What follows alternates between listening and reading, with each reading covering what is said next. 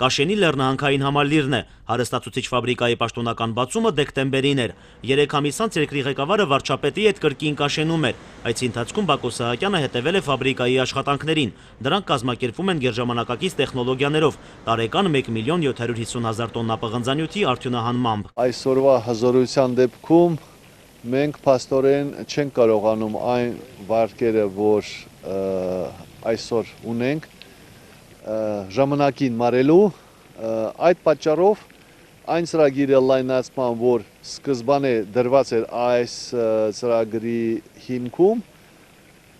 ստիպված էինք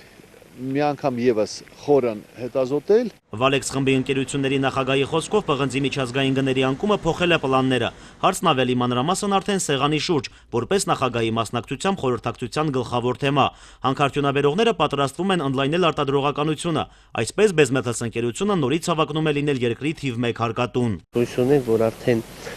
գոնե այս ֆաբրիկան, այս ուզորությամբ արդեն որ աշխատում է, կապահովի ավելի մեծ մուտքեր պետական բյուջե։ Իսկ արդեն ծրագրի դեպքում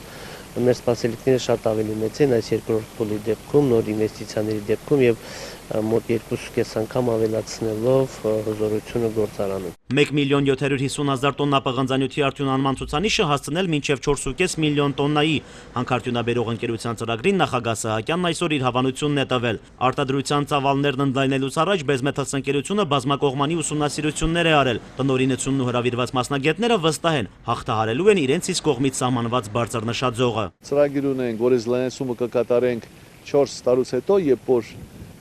գների շուրջ մինչև 600,000 դոլար մեկ պղինձ տոննայի համար կկարողանայինք վերցրած վարկերը ժամկետին վերադարձնենք, ապա բանից դուրս եկա, որ առանց այս լայնացման շատ դժվար կլինի այդ վարկը ժամանակին վերադարձնելու, եւ մենք փաստորեն ինչ որտեղ ստիպված էինք ավելի արագ մեկնենք այս մեր Կաշենի պղնձի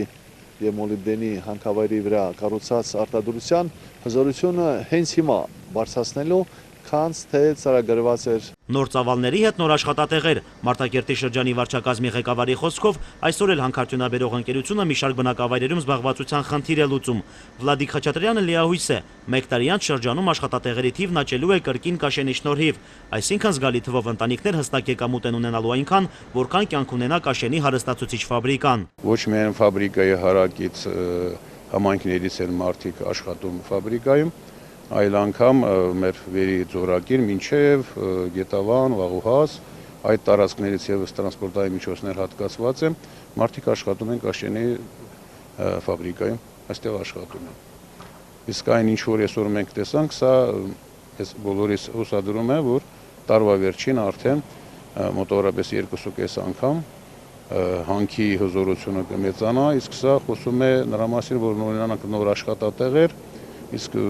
նման գործընթացում մենակ պիտի ողջունենք։ Կաշենի լեռնահանքային համալիրի տարածքում մասնագետներն ավելի քան 56 միլիոն տոննա հանքաքար են հայտնաբերել։ Պղնձանյութի նախնական արդյունահանման ծավալներով հարստացուցիչ ֆաբրիկան պետք է գործեր ոչ պակաս քան 25 տարի։ Վալերի Մեջլումյանի խոսքով արտադրողականության ընդլայնման դեպքում թիվն այդ գրեթե կրկնակի կրճատվելու է։ Զուգահեռ շարունակվելու են որոնողական աշխատանքները։ Պարզ է, որ եթե հզորությունը բարձրացնում ենք մինչև 4.5 կամ դաժե մինչև 5 միլիոն տոննա հանքաքար տարեկան հզորությամբ, ապա մենք ունենանք ընդամենը 10-12 տարի ժամանակ բոլոր պաշարները մարելու, եւ դա նշանակում է, որ մենք պետք է արդեն իսկ 1-2-3 տարվա ընթացքում աշխատենք, կատարենք նաեւ երկաբանական նոր լուրջ ծավալի աշխատանքներ, որպեսզի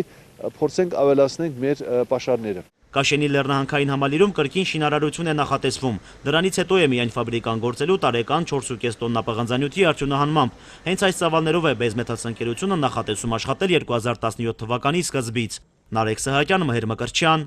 օր։